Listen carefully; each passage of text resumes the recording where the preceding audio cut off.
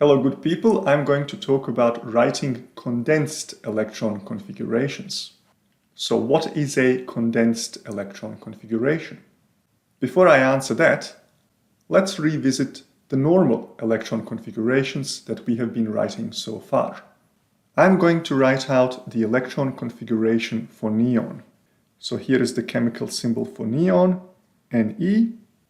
Neon has 10 electrons in its ground state, and it is a p-block element. Recall that the periodic table of elements can be divided into different blocks.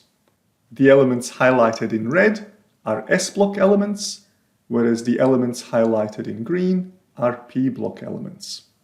Neon is a p-block element. This means that its outermost electrons will be in a p orbital. Not only will it be a p orbital, but it will be a p orbital with a principal quantum number 2, because neon is in the second period.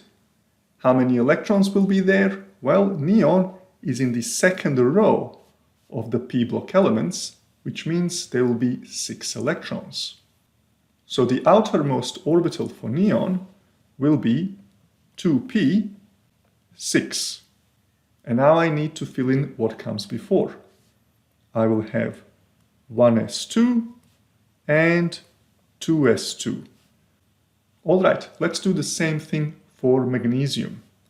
So here is the chemical symbol for magnesium. In its ground state, it has 12 electrons. It is an s-block element, so its outermost orbital will be an s orbital. Magnesium is in the third period, so that s orbital will be a 3s orbital. And magnesium is in the second row of the s-block elements, so there will be 2 electrons present. This means that the outermost magnesium orbital will be a 2s orbital with 2 electrons. And now I'm going to write everything that comes before that. So I will have 1s2, 2s2, and 2p6. Let's look at these 2 electron configurations a little bit closer. Are there things that match, that overlap, that are the same in both electron configurations? Well, the answer is yes. 1s2, 2s2, 2p6 exist in neon, but they also exist in magnesium. So now I could say that the electron configuration of magnesium is the electron configuration of neon plus whatever is left over. And in this case, that is 2s2. So this now is the condensed electron configuration of magnesium. Fair enough. Let's look at sulfur. The chemical symbol for sulfur is S, and in its ground state, it has 16 electrons. Sulfur is a p-block element. It is in period 3, and it is in the 4th row of the p-block. So its outermost orbital will be a 3p orbital with 4 electrons. So I can already write that down. I can say 3p with 4 electrons. And now I need to write everything that comes before. So I will have 1s2, 2s2, 2p6, 3s2. Can I write a condensed electron configuration for sulfur? Well, once again, yes, I can. And again, I'm going to use neon as the foundation, because the electron configuration of neon is contained within the electron configuration of sulfur.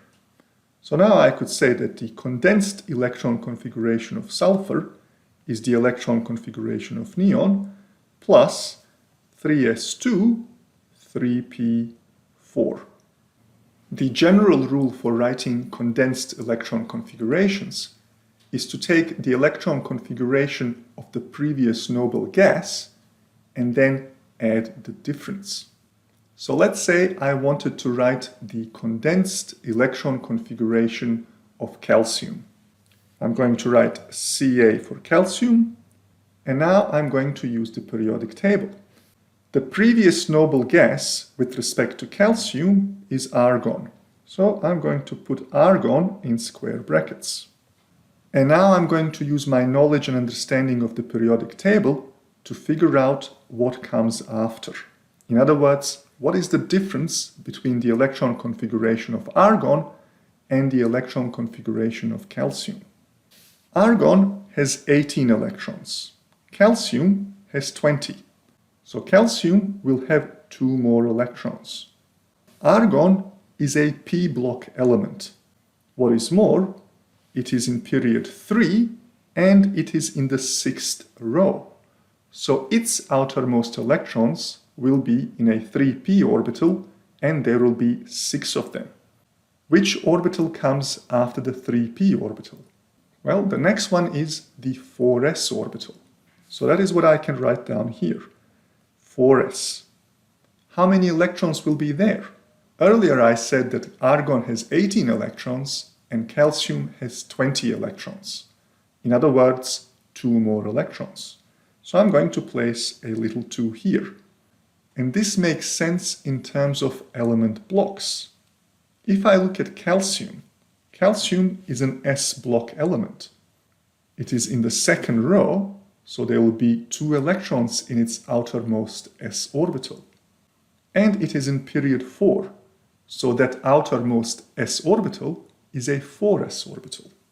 Let's do another one that is a little bit trickier. So now I'm going to look at selenium. So the chemical symbol for selenium is Se. Again, I'm going to look at the previous noble gas with respect to selenium. Well, the previous noble gas with respect to selenium is argon. So again, I'm going to place argon in square brackets. And now I'm saying the electron configuration of selenium is the electron configuration of argon plus the difference. What is the difference? Argon has 18 electrons, selenium has 34 electrons. So there is a difference of 16 electrons. Fair enough. What is the outermost orbital for selenium? Selenium is a p-block element and it is in period 4. So the outermost orbital is a 4p orbital. How many electrons are present there? Well, selenium is in the 4th row of the p block. So there will be 4 electrons there. So I have accounted for 4 out of the missing 16 electrons. I need 12 more. The next set of orbitals going down is a 3d orbital. A d orbital can hold a maximum of 10 electrons, so I'm going to place them there. Now I have accounted for 14 out of the 16 missing electrons. The next orbital going down from 3d is a 3s orbital. An s orbital can hold a maximum of 2 electrons, so I'm going to place a 2 there. And now I have accounted for the 16 of the missing 16 electrons. 2 plus 10 is 12, plus 4 is 16. So I can say that the condensed electron configuration of selenium is the electron configuration of argon plus 3s2, 3d10, 4p4. Let's do an easier one for the end. Let's look at the condensed electron configuration for boron. So I'm going to write B over here. The previous noble gas with respect to boron is helium. So in square brackets, I will have helium. Helium has 2 electrons, boron has 5. So there is a difference of 3 electrons. Boron is a p-block element. It is in period 2, so I will have 2p at the end.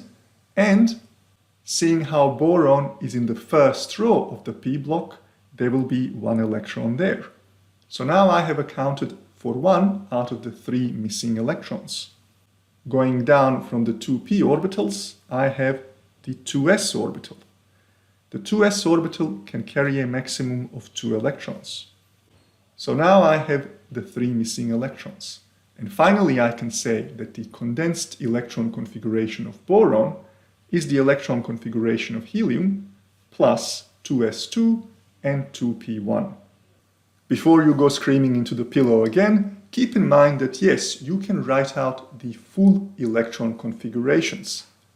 However, sometimes it is more convenient to write these condensed electron configurations, and you should get comfortable with at least interpreting what they mean. That is all for now, and I will see you on the flip side.